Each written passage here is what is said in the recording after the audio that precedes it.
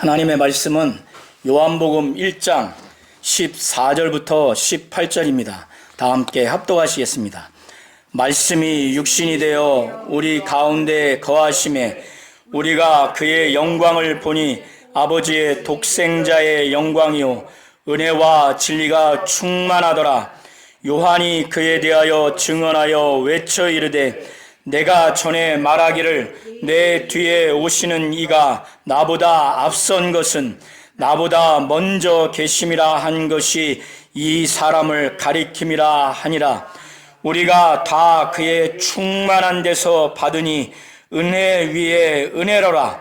율법은 모세로 말미암아 주어진 것이요 은혜와 진리는 예수 그리스도로 말미암아 온 것이라. 본래 하나님을 본 사람이 없으되 아버지 품속에 있는 독생하신 하나님이 나타내셨느니라. 아멘. 하나님은 예수 그리스도를 보내셨고, 예수는 눈에 보이지 아니하는 하나님과 하나님의 뜻과 하나님의 일을 계시하셨고 하나님의 영광을 나타내 주셨습니다. 1장 18절을 한번 보시기 바랍니다. 본래 하나님을 본 사람이 아무도 없습니다. 육신을 갖고 있는 존재는 영이신 하나님을 볼 수가 없어요. 그리고 죄가 있는 인간은 죄가 없으신 하나님을, 거룩하신 하나님을 전혀 볼 수가 없습니다.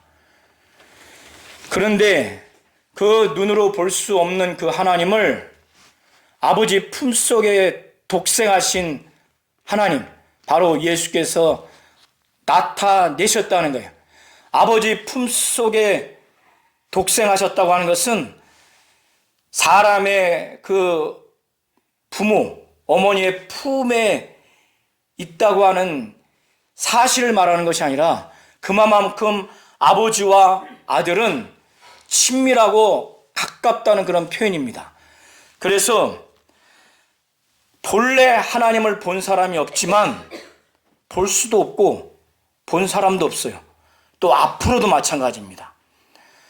그런데 아버지 품속에서 독생하신 하나님, 바로 예수가 그 볼 수 없는 하나님을 나타내셨다는 거예요. 그래서 18절에 예수가 바로 하나님이라는 것을 또 나타내 주죠. 자, 1장 1절부터 5절을 눈으로 한번 보시기 바랍니다. 우리가 어떤 사람의 정체성을 알려면 그 사람의 기원을 우리가 알면 알 수 있고, 또 그 사람이 어떤 사람과, 그 사람을 알만한 어떤 사람과의 그 관계, 그리고 그 사람이 지금 하는 일이 무엇인가를 보면 그 사람은 알 수 있어요. 그래서 사회생활이나 가정에서 보면은 그 사람을 알면은 그 사람의 기원을 보면 알아요. 그리고 그 사람이 지금 누구와 가까이 있는가, 관계 맺고 있는가, 그리고 그가 지금 하고 있는 일이 무엇인가. 오늘 1장 1절부터 5절이 예수에 대해서 사도 요한이 그가 경험한 그 예수를 소개하기를 마태와 마가와 누가와는 다르게 표현을 합니다. 마태와 누가는, 마태는 자기 동족인 유대인들에게 그것을 알릴 필요가 있기 때문에 아브라함의 자손이라는 것을 소개합니다. 그래서 족보 얘기를 하죠. 누가 역시도 족보 얘기를 하지만 누가는 이 예수 그리스도의 족보가 하나님까지 올라가는 것으로 표현을 하고 있어요. 그런데 마가는 마가복음에 바로 하나님의 아들로 직접적으로 표현하고 복음의 시작을 말합니다. 그런데 사도 요한은 이 예수 그리스도에 대해서 대단히 쉬운 듯 하면서 대단히 어려운 표현을 1절부터 5절을 통해서 예수 그리스도를 소개하고 있어요. 아까 말씀드렸죠? 어떤 사람을 알려면 그 사람의 기원을 보면 알 수 있어요. 그래서 사람이 어떤 사람의 기원을 알려고 하죠. 그리고 그 사람이 지금 누구와 가까이 있는가, 그가 대통령과 가까이 있는 사람인가? 장관과 가까이 있는 사람인가? 기업의 총수와 가까이 있는 사람인가? 그러면 벌써 그 사람의 면면을 느끼죠. 알 수 있죠. 그가 하는 일이 국정 전체를 총괄하는 자인가? 또 법무를 담당하는 책임자인가? 아, 그럼 그 사람이 대통령이구나. 그 사람이 법무장관이구나. 그리고 우리나라 가장 최고의 자동차를 생산하는 기업을 총괄하는 총수구나 하면 아, 그 사람이 기아나 현대의 회장이구나. 그 하는 일을 보면 알 수 있듯이 예수 그리스도에 대해서 사도 요한은 그 예수 그리스도의 기원이 어딘가, 그리고 그가 누구와 관계 있는가, 그리고 그가 하셨던 일과 그리고 하시는 일이 뭔가, 이거를 소개함으로 인해서 예수 그리스도의 정체성을 지금 말하고 있습니다. 그러니까 여기서의 그 태초는 창세기 1장 1절에 하나님이 태초에 천지를 창조하시나 했을 때 그 태초를 말하는 게 아닙니다. 그거는 만물의 그 시작의 시점을 말하는 것이고, 여기서의 그 태초는 삼위일체 하나님이 영원 전부터 계셨던 그 태초를 말하는 겁니다. 그래서 태초에 말씀이 계시나 그랬죠. 여기서의 말씀은 헬라어로 로고스인데 예수 그리스도를 표현하는 겁니다.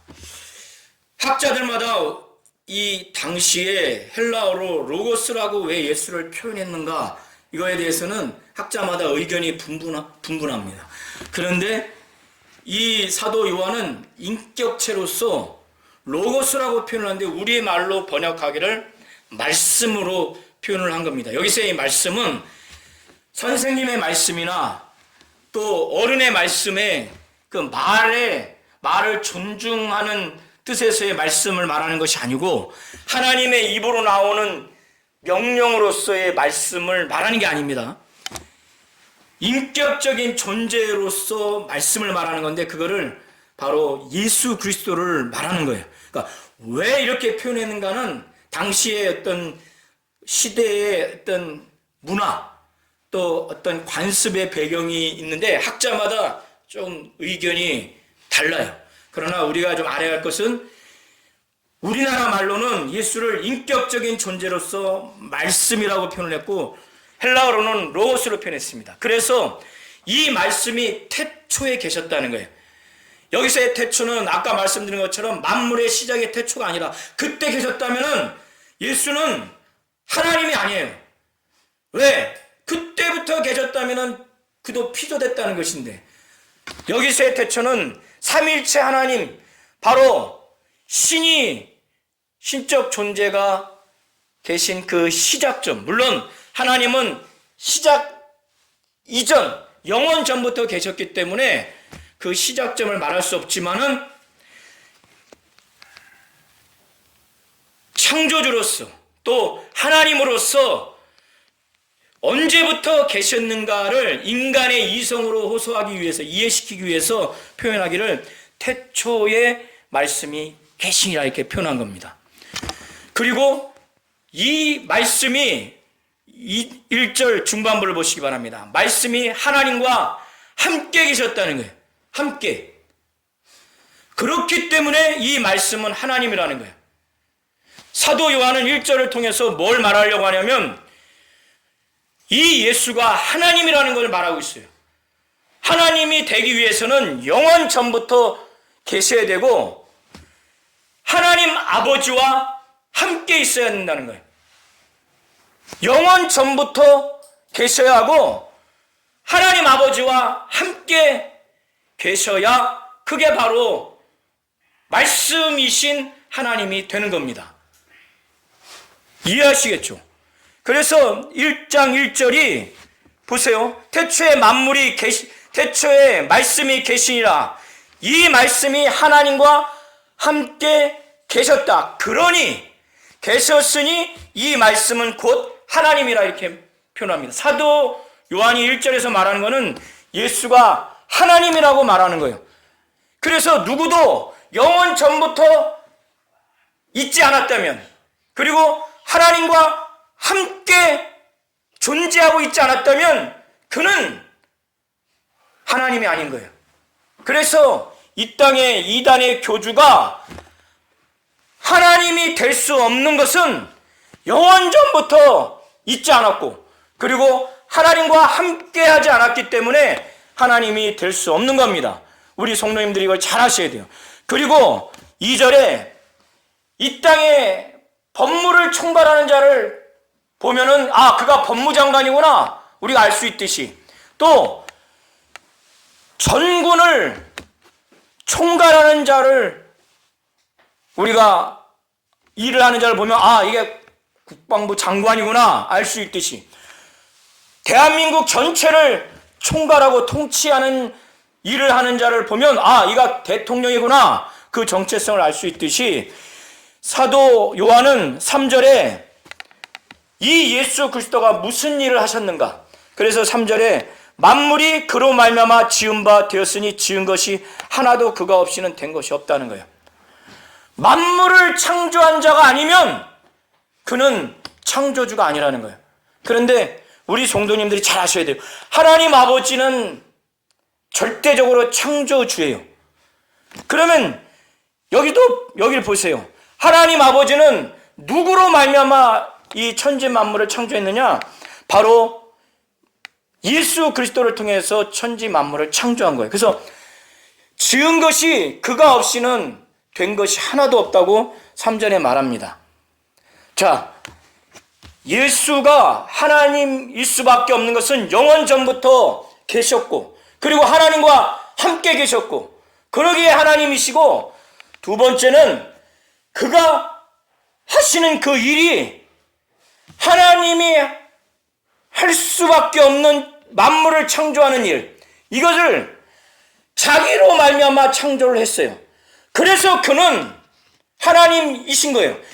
하나님이라는 것이지 하나님 아버지라는 게 아닙니다. 이해하시겠죠? 우리 중학교 학생이 사람이죠. 옆에 있는 분이 엄마죠. 내가 딸이지만 나는 엄마는 아니란 말이야. 그러나 엄마도 나도 사람이에요. 이해하시죠? 하나님 아버지는 하나님, 그분도 하나님이에요. 예수도 하나님이에요. 그러나 하나님으로서 신적 그 신성은 똑같지만은 성부는 하나님 아버지예요. 예수가 이 땅에서 기도한 대상은 하나님 아버지예요. 기도한 본인은 하나님의 아들이에요. 그러나 삼위일체로서 바로 하나님이신 거예요. 지금 1장 1절에 이 말씀이 하나님과 함께 계셨으니 했을 때 이 하나님은 하나님 아버지를 말하는 거고, 이 말씀은 곧 하나님이시다 했을 때 그 하나님은 삼위일체 성부, 성자, 성령이 본성적으로 갖고 있는 그 신성 차원에서 바로 하나님이라고 말하는 겁니다. 자, 4절에 이 세상의 사람들은 아담 이후로 모든 인류는 죄를 졌기 때문에, 하나님 말씀에 불순종한 죄를 졌기 때문에 이 육체 안에 영혼이 죽었어요. 영혼이 죽어 있다고 하는 것은 육체가 죽으면은 이 육체는 기능도 상실하지만 존재 자체가 소멸됩니다. 그러나 영이 죽었다고 하는 것은 영의 기능은 소멸되지만 영의 존재는 소멸되는 게 아니에요. 그래서 육체의 죽음과 영의 죽음은 그 양상이 다릅니다. 이해하시죠? 사람은 아담 이후로 범죄를 해서, 어떤 범죄냐? 하나님이 흙으로 사람을 지으시고 그 아담의 갈빗대를 취해서 여자를 만든 다음에 이 두 존재를 영이 있는 영적 존재로 바로 창조하셨어요. 그래서 이 육체는 먹어야 살죠. 먹어야 산단 말이에요. 먹어야 생명을 유지하고 삽니다. 우리 성도님들이 하루만, 이틀만 굶게 되면은 이 육체의 생명이 계속 고갈되는 걸 느껴요. 그리고 이틀 후에 음식을 먹으면 와, 이론이 아니라 내 온몸이 정말 생명을 얻는 것, 힘을 얻는 것을 느껴요. 그리고 맛있는 음식을 먹었을 때 너무너무 잘 먹었다. 그리고 그 생명이 있어야 내가 공부도 하고 또 노동도 하고 문화도 즐기고 육체가 갖고 있는 여러 욕구를 다 충족시키는 거예요. 이 생명이 없는데 무슨 욕구가 있어요? 없어요. 먼저 살고 봐야 되는 거예요. 살아 있어야 육체가 기능을 합니다. 마찬가지로 영혼도 살아야 이 영이 막 기능을 하는 거예요. 이 영이. 근데 육체에 사는 것은 음식을 먹어야, 이 입으로 음식을 먹어야 이게 사는 겁니다.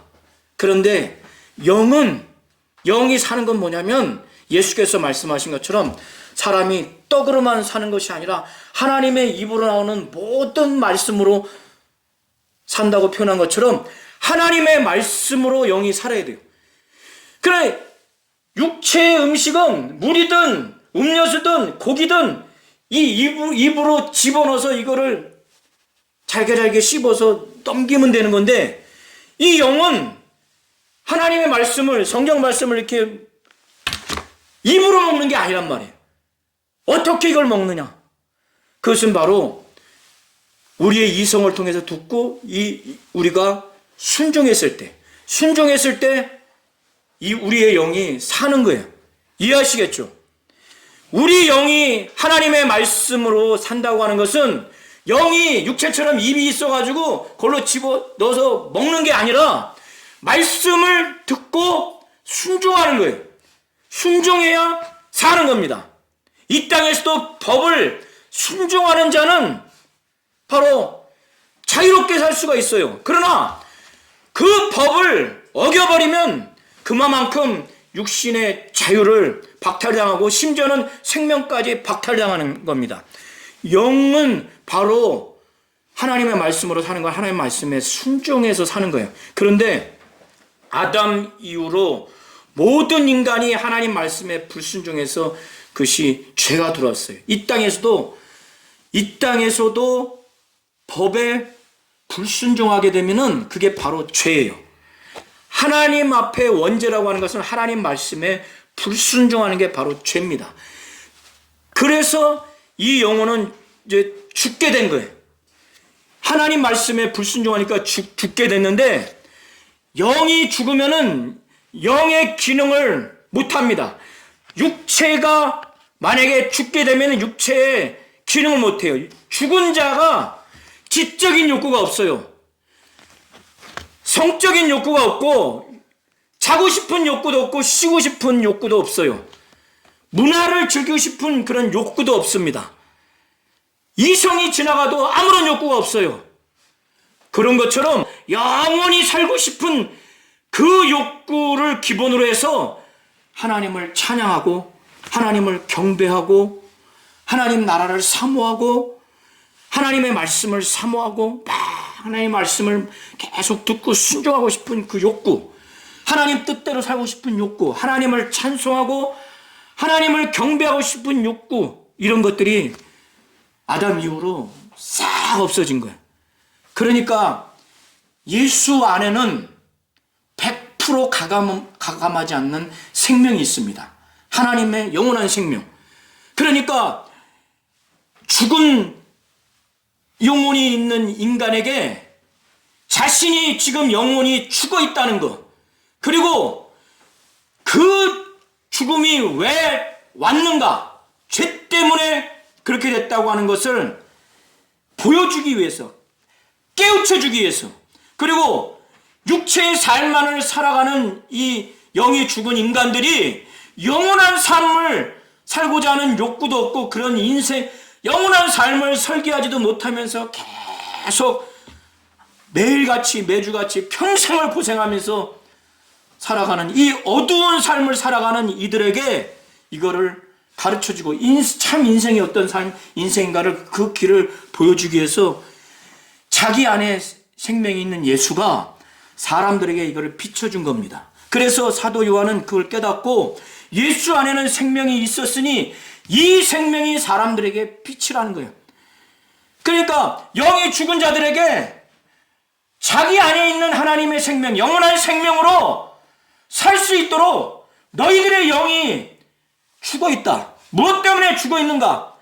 자기 안에 있는 이 생명을 알게 하고 깨닫게 해서 자기의 영혼도 살고자 하는 깨우침을 주기 위해서, 그의 인생의 삶이 영원한 그 삶을 살아야 되겠다는 것을 가르쳐 주기 위해서 이 생명은 사람들에게 빛이라는 거예요. 그러면서 5절에 보시기 바랍니다. 예수 안에 있는 이 생명이 사람들에게 빛이지만 예수 자신이 빛이에요. 참 빛이에요. 그래, 이 빛을 어둠에 비쳤어요. 이 어둠은 이 세상으로 생각해도 좋지만 더 좁혀서 아까 말씀드린 것처럼 아담 이후에 모든 사람을 일컫는 것으로 보시면 됩니다. 예수께서 2000년 전에 오셔서 자기 안에 있는 그 생명, 자기가 참 빛이라는 걸 사람들에게 비춰줬어요. 어떻게 비춰줬어요?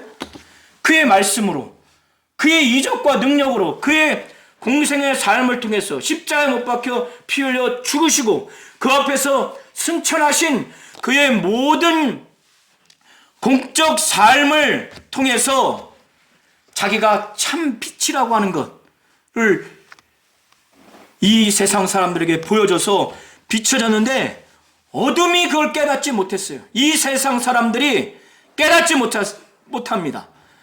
이는 마치 죽은 자 앞에서 아무리 교수가 그를 깨우치기 위해서 아무리 훌륭한 강의를 한다 할지라도 죽은 자에게 무슨 지식이 들어갑니까? 그것처럼 참빛인 예수께서 이 세상, 바로 죄를 지은 인간들에게 와서 비춰졌지만 그들의 불순종이 이 참빛인 예수를 알지 못하게 된 겁니다. 그래서 예수께서는 5절에, 사도 요한은 5절에 그것을 증거하고 있고, 하나님은 이 예수를, 참빛인 예수를 증언하기 위해서 침례 요한을 보냈습니다. 그런데 사도 요한이 왜 갑자기 침례 요한에 대해서 증거하느냐? 이 당시에 침례 요한은 예수께서도 말씀하신 것처럼 여인이 낳은 자 중에서는 가장 큰 자라고 표현을 했죠. 율법과 선지자의 마지막이 바로 침례 요한이에요. 이 침례 요한은 어려서부터도 거룩했어요. 그는 아주 신령한 그런 삶을 살았습니다. 그래서 유대 사회에서 이 침례 요한에 대해서 일부는 그리스도라고 이렇게 오해까지 했어요. 그러니까 사도 요한이 이 침례 요한에 대해서 하나님이 보내신, 자, 바로 그의 이름은 요한인데, 여기서 이제 침례 요한입니다. 사도 요한이 아니라 그가 예수를 증언하러 왔다는 거예요.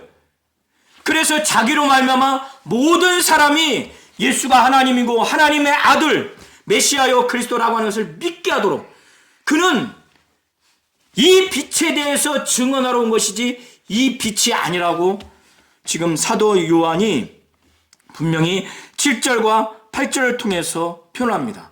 그리고 예수는 참빛, 세상에 와서 각 사람에게 비치는 빛이 있었다는 거예요. 그러니까 사도 요한은 약간 비유로 표현을 하는 겁니다. 예수에 대해서 참빛. 그래서 그 참빛이 세상에 와서 각 사람에게 비쳤다는 거예요. 비쳤다고 하는 것은 그가 말씀하신 말씀 사역과 그가 귀신 쫓고 병 고치고 치유한 치유 사역을 다 보여줬어요. 그게 다 비쳤어요. 그러나 그들이 이 예수를 깨닫지 못한 거예요. 아까 말씀드린 것처럼 하나님 아버지는 예수로 말미암아 세상을 창조했어요. 천지 만물을 창조했어요. 그러면 세상은 이 창조주인 예수를 알아야 될 거 아니에요. 우리 부모 되신 분들이 자녀를 그렇게 힘들여서 낳아서 힘들어서 키웠는데 자식이 부모를 못 알아보면, 더 나아가서 패른 짓을 하면은 심정이 어떻습니까? 어떻습니까? 지금 사도 요한은 마치 그와 같은 심정으로 10절과 11절을 기록한 거예요. 그가 세상에 계셨는데 이 세상은 그로 말미암아 지음받았는데, 지음받은 세상이, 여기서의 세상은 좁혀서 인간들로 보시면 됩니다. 그 인간들이 그를 알지 못했어요. 힘들여서 낳은 자식이, 힘들게 키운 자식이 부모를 알아보지 못하면 얼마나 억장이 무너집니까? 세상 살고 싶지 않는 그런 충격에 빠지지 않습니까? 그럼에도 여전히 자식을 향한 마음이 있듯이 지금 10절이 그가 세상에 계셨어요. 세상은 그로 말미암아 지음받았는데 세상이 그를 알지 못한 거예요. 자기 땅에 오매 예수가 자기가 창조한 땅에 왔으면은 그 백성이 그를 영접해야 되는데 자기 백성이 영접하지 않은 거예요. 자식이 부모를 문전박대하면 어떤 심정입니까? 지금 예수가 자기가 창조한 세상에 왔고 자기가 창조한 사람 가운데 왔고 더 좁혀서 유대인 가운데 왔는데 그 이스라엘 역사를 통해서 저 유대 민족을 선택해서 이렇게 복 주시려고 연약한 이 유대 민족 가운데 왔는데 그를 영접하지 않았어요. 그런데 자 12절부터 한번 13절을 다 한번 합독하시겠습니다. 사도 요한은 그럼에도 불구하고 그 중에 영접한 자들이 있다는 거예요. 이 영접한 자들의 실상이 어떤가 한번 12절, 13절을 다 함께 한번 합독하시겠습니다. 영접하는 자, 예수를 영접한다는 것은 어떻게 해야 영접하는가? 그의 이름을 믿는 것이 바로 영접하는 것이라는 거예요. 우리가 어떤 사람의 이름을 믿는다고 하는 것은 그 이름을 가진 존재를 받아들이고 그의 인격을 존중하고 받아들였을 것과 분리될 수 없는 겁니다. 그 이름을 믿는다고 하는 것은 예수의 존재와 예수의 인격을 존중하면서 받아들이는 것과 뗄래야 뗄 수 없는 거예요. 예수를 영접한다고 하는 것은 그 이름을 믿는 거예요. 그래서 영접하는 자, 곧 그 이름을 믿는 자들에게는 하나님의 자녀가 되는 권세를 하나님 아버지가 주셨다는 거예요. 하나님의 자녀가 되는 것은 내가 모태신앙이 됐기 때문에 그렇게 되는 게 아니라는 거예요. 그래서 이는 혈통으로나 우리 부모님이 믿는 분이기 때문에 내가 그 혈통으로 하나님의 자녀가 되는 것이 아니고 또 육정으로, 여기서 육정으로는 인간의 그 의지, 뜻으로 될 수 있는 게 아니라는 거예요. 그리고 사람의 뜻이라고 하는 것은 원어로 남편의 뜻이라는 거예요.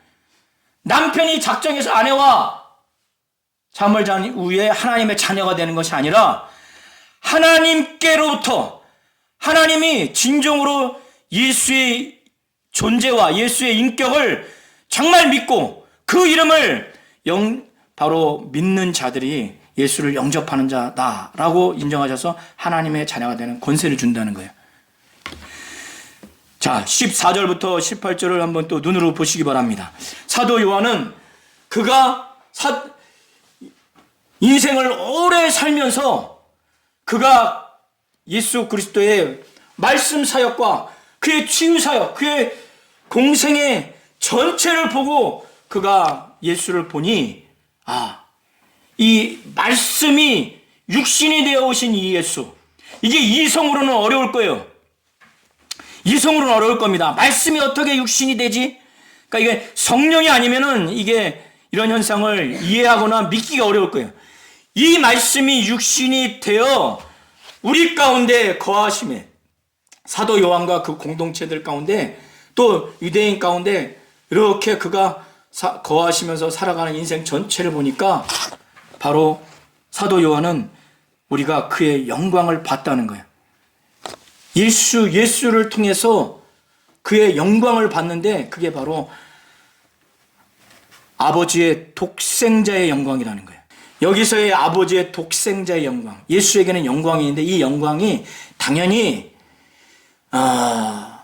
하나님의 그 위엄을 느낄 수 있는 그 광채가 이 예수 그리스도를 통해서 보인다는 거예요. 예수 그리스도의 그 모습을 보면.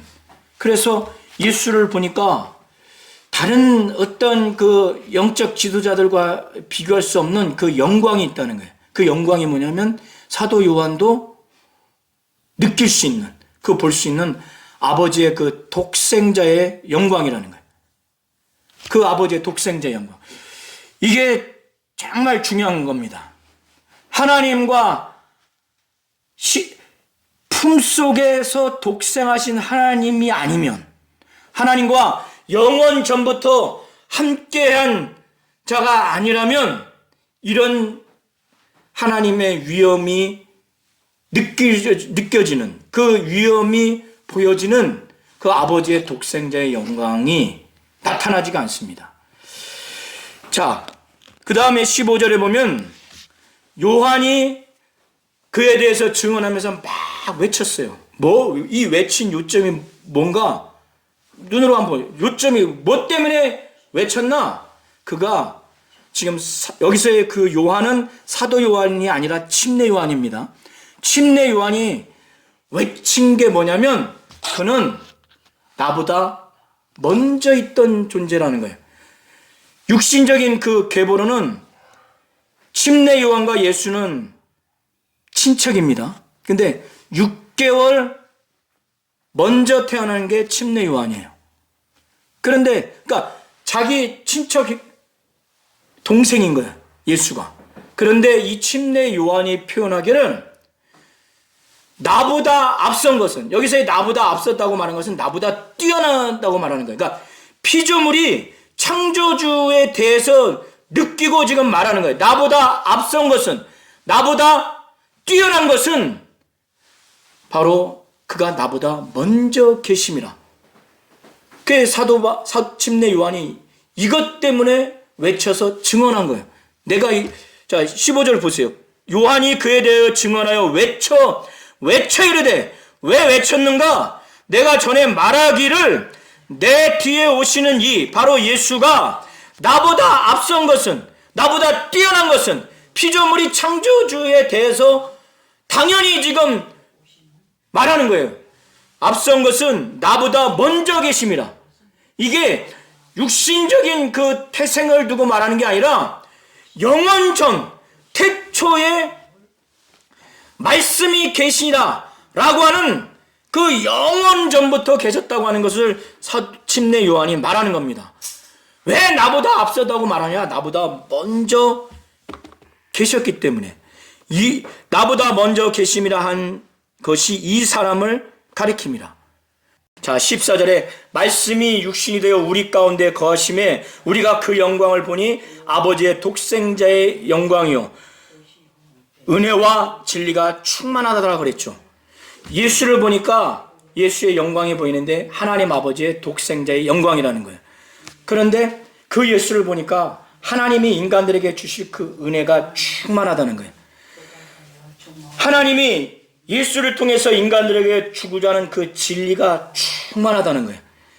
여기서의 이 진리는 하나님의 아버지의 말씀으로 보시면 돼요. 그래서 사도 요한이 예수를 보니까 하나님이 인간에게 주시는 그 은혜가 충만하더라는 거예요. 그리고 하나님이 인간들에게 주시고자 하는 그 말씀, 그 진리가 충만하더라는 거예요. 그래서 히브리서 1장 1절에 하나님이 옛적의 선지자들로 여러 부분과 여러 모양으로 그 하나님이 마지막에 아들로 말씀하셨다고 이렇게 히브리서 기자가 말씀한 것처럼 이 예수를 볼 때 우리 성도님들이 사도 요한처럼 아버지의 독생자의 영광을 볼 수 있어야 되고 그걸 위해서 기도하셔야 되고 이 예수를 보니까 하나님이 인간에게 주시고자 하는 은혜가 충만하더라는 거예요. 하나님 아버지가 하시는 말씀 바로 진리가 충만하더라는 거예요. 사도 요한이 16절에 우리가 그의 충만한 데서 이 은혜와 진리가 충만한 데서 그거를 하나님이 주시고자 하는 것을 받았다는 거예요. 받고 보니까 와, 은혜 위에 은혜라는 거예요. 너무 그 받은 은혜와 그 진리, 아버지의 말씀, 이 구원의 역사뿐만 아니라 그 기간 동안의 말씀 사역과 치유 사역을 통해서 사도 요한이 겪은 것은 하나님이 이 예수를 통해서 주시고자 하는 그 은혜를 그의 공생의 전반을 통해서 말씀 사역과 치유 사역을 통해서 받은 은혜와 그 예수께서 전하는 그 말씀에 너무 만족스러우니까 16절에 표현하기를 우리가 다 그의 충만한 데서 받으니 받고 보니 은혜 위에 은혜로라. 그런데 그러면서 17절 18절에 말하기를 이 은혜 위에 은혜라고 하는 것은 여기서의 16절부터 18절에 또 학자마다 해석이 다르지만 이렇게 보시면 좋겠습니다. 그래서 17절에 표현하기를 율법은 모세로 말미암아 주어진 것이요 은혜와 진리는 예수 그리스도로 말미암아 온 것이라. 왜 이 얘기를 갑자기 얘기했겠어요? 사도 요한이 그의 충만한 데서 받으니 받고 보니 너무나 만족스러워서 은혜 위에 은혜라고 그랬죠. 그래서 이 은혜라고 하는 것이 하나님이 율법 모세로 말미암아 이스라엘 백성에게 주신 그 율법을 통해서 받은 은혜 위에 예수 그리스도로 말미암아 하나님이 주신 그 은혜와 진리를 받으니 너무너무 좋다는 거예요. 이해하시겠죠? 하나님이 모세를 통해서 율법을 주신 것도 은혜요. 이 은혜와 진리는 예수 그리스도로 말미암아 온 것인데 이 예수로 말미암아 주어진 은혜와 진리가 더 좋은 거예요. 너무너무 좋은 거예요. 그러니까 대체가 된 거예요. 율법의 은혜 대신에 이 예수 그리스도로 말미암아 온 그 은혜와 진리로 말미암는 그 큰 은혜, 이것이 완전히 대치된 거예요. 그래서 사도 요한은 그걸 표현한 겁니다. 그리고 나서 사도 요한은 본래 하나님을 본 사람이 없으되 그가 깨달은 것은 아버지 그 품속에서 독생하신 하나님이 바로 눈에 볼 수 없는, 아무도 단 한 사람도 보지 못한 그 하나님을 나타내셨다는 거예요. 그래서 예수께서는 뭐라고 그랬어요? 나와 아버지는 하나라고 그랬죠. 빌립이 우리에게 아버지를 보여달라고 했을 때 내가 이렇게 오래 있었는데 어찌하여 아버지를 내게 보이라 하느냐, 이렇게 표현을 하고 있죠. 예수는 바로 눈에 보이지 아니하는 하나님의 영광을 나타내시는 바로 아버지 품속에서 독생하신 하나님의 영광을 나타내신 분이라는 것을 우리 모든 성도님들이 분명히 아시되, 첫 번째 예수가 하나님이시라고 하는 그 이유가 영원 전부터 계셨고 하나님 아버지와 함께 계셨기 때문에 그는 하나님이라는 거예요. 그리고 두 번째, 그가 하시는 일이 하나님 아버지와 똑같은 일을 하신 거예요. 아버지가 아들을 통해서 만물을 창조했어요. 이 두 가지는 바로 하나님으로서 바로 지니고 있어야 되는 그런 요소인 겁니다. 이해하시겠죠? 네. 그래서 제가 다시 정리하면 1장 1절부터 3절을 4절까지 한번 보시기 바랍니다. 예수가 영원전 태초에 계셨고 하나님 아버지와 함께 계셨어요. 이렇게 계신 분이 바로 바로 그 예수가 하나님이라는 증거예요. 이와 같은 존재가 아무도 없습니다. 영원 전에 바로 예수가 있었고 하나님 아버지와 함께 있었다는 거예요. 그리고 하나님 아버지가 하시는 일, 하나님 아버지만이 하실 수 있는 만물을 창조하는 것을 아들로 말미암아 창조하셨어요. 이해하시겠죠? 자, 그리고 4절에 보면은 이 하나님의 영원한 생명을 바로 그 아들만이 갖고 있어서 이 인간들에게, 이 인간들이 살아가는 인생의 삶에 그거를 비춘 겁니다. 이 하나님의 영원한 생명을. 이 세 가지로 예수가 하나님이라는 것을 우리 성도님들이 분명히 아시고, 사도 요한이 18절에도 말한 것처럼 본래 하나님을 본 사람이 없지만 아버지 품속에 있는 독생하신 하나님이 나타내셨다고. 신약에 예수가 하나님이라고 하는 표현이 많지가 않습니다. 그런데 오늘 1절에도 예수가 하나님이라고 말씀하셨고 18절에도 아버지 품속에 있는 독생하신 하나님이라고 이렇게 표현을 했습니다. 예수는 하나님 아버지의 그 바로 품속에서 독생하신 그 바로 분이시고 하나님 아버지의 영광을 나타내시는 분이심을 우리 모든 성도님들이 믿고 의지하시기를 예수의 이름으로 축원합니다.